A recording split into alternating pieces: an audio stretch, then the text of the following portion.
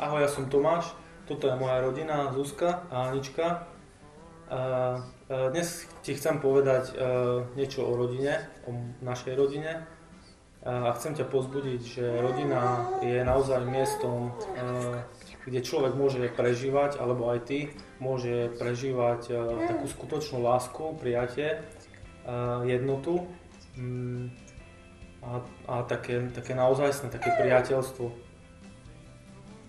My sme manželia rok a pol, spoznali sme sa v komunite na jednom kurze a spolu sme boli najprv vlastne v komunite v jednom agapite, boli sme priatelia a neskôr to prerastlo do vzťahu a mali sme svadbu. A chcem povedať jednu vec,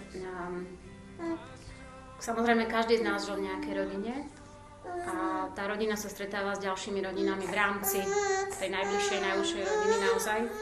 Ale môžem povedať to, že my v komunite sa stretávame s ďalšími priateľmi, s ďalšími rodinami, ktoré majú deti väčšie, menšie, alebo ich ešte nemajú.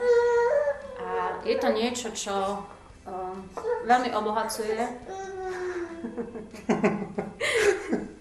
a čo dáva veľa priateľstva, veľa lásky, veľa pochopenia, veľa pomoci.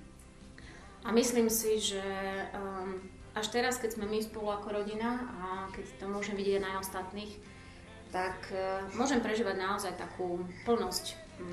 Ono niekedy si to vyznieva ako také frázy, že plnosť lásky, plnosť pokoja, ale je to naozaj to, čo ja každý deň zažívam. A je to taký pokoj a taká jednoduchosť, ktorá z toho ide, ktorú myslím si, že človek potrebuje, aj zvlášť človek v tejto dobe potrebuje. A preto tak, ako Tomáš povedal, naozaj nebojte sa vstúpiť do vzťahu, nebojte sa vstúpiť do manželstva, ktoré je požehnané Pánom a ktoré je uzavreté pred jeho tvárou, pretože žiadna skúška nepomôže zistiť, aké je to naozaj. A to, aké je to naozaj s Bohom, je to super.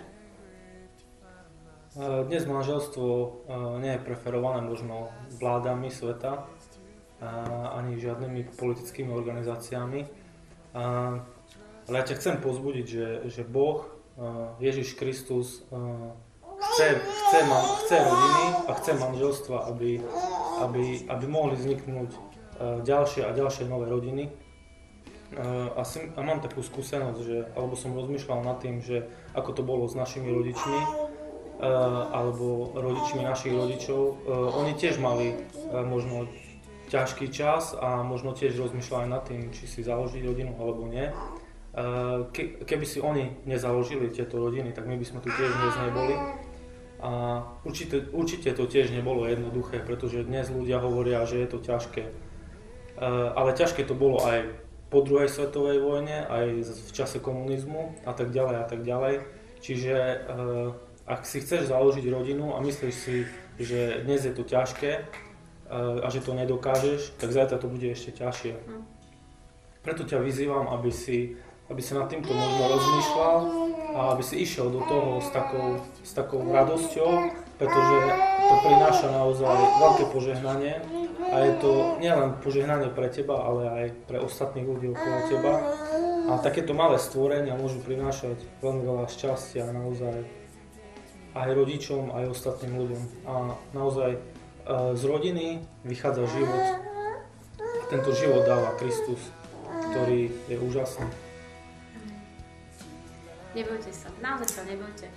Človek si myslí, že veľa vecí nezvládne, ale práve vtedy prichádza na pomoc. Konkrétne človek, ale hlavne Boh svojou milosťou.